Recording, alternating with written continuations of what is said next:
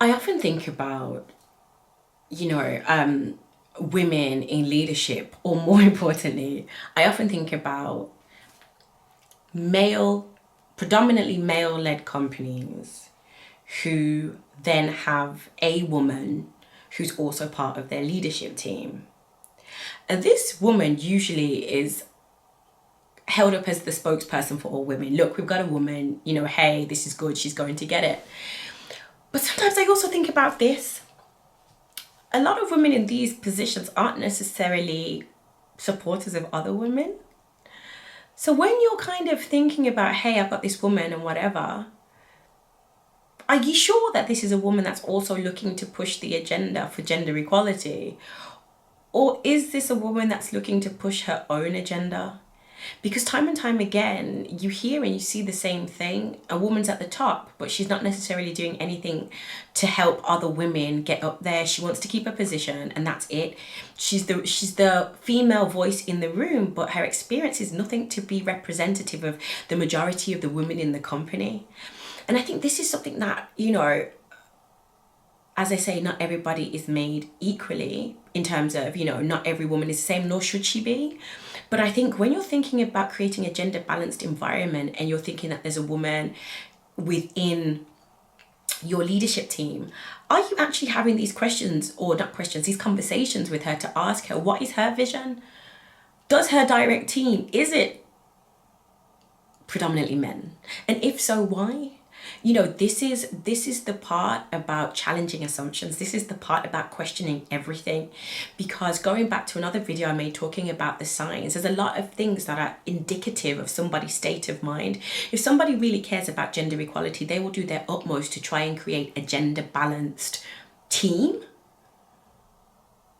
But if that's not the case, then you have to ask the question, why? Why isn't it the case? Now, if she says, hey, do you know what, I'm having a really hard time sourcing the talent, depending on your relationship to it, do you take that at face value? Or do you find out how many women applied? Or do you find out if any women applied? Because everything is a chain reaction.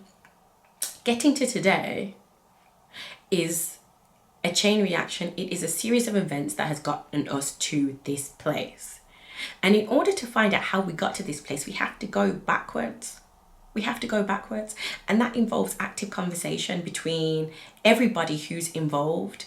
You know, of course, there is that part of, you know, sometimes you don't get as many applications as you would like, but where are you looking for these candidates?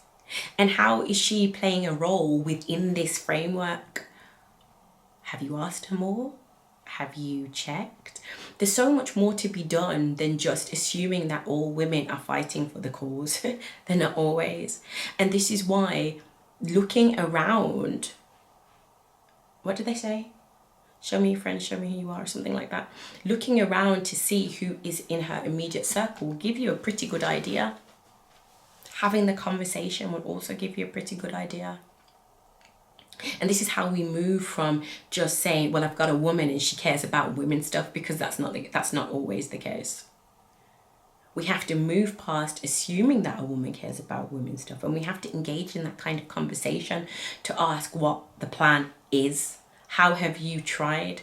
Because once again, and I'm going to re-emphasize this is about removing barriers to entry, removing the hurdles for women, removing the hurdles for women of color, black women.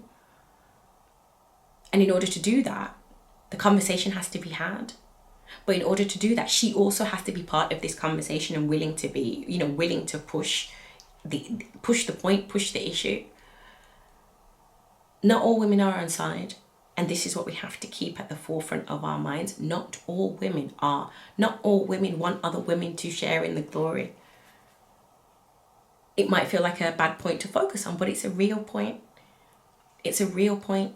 Because a lot of people who are front and center in the gender equality movement, in the diversity inclusion movement, don't necessarily want to share any of the space. They want it all. So we have to be clear and aware as to who is leading who is leading, who's doing any of this. Because that can be one of the largest blind spots, assuming that all women are fighting for the cause in that same way, women in positions of power, because it's not always true. So next time you look at a team that's led by a woman, just look at the team and look and see at the balance. How is it balanced? Is it even balanced? How is it balanced in terms of ethnicity? How is it balanced in terms of gender?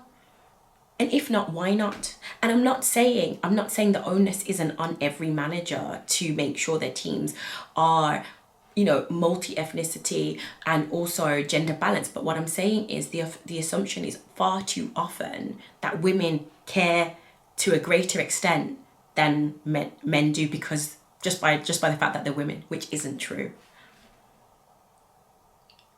And to bring it all full circle, it's just as a reminder to say, gender equality benefits everyone, not just women, everyone. So that's my thought for today. So have a great day. Bye-bye.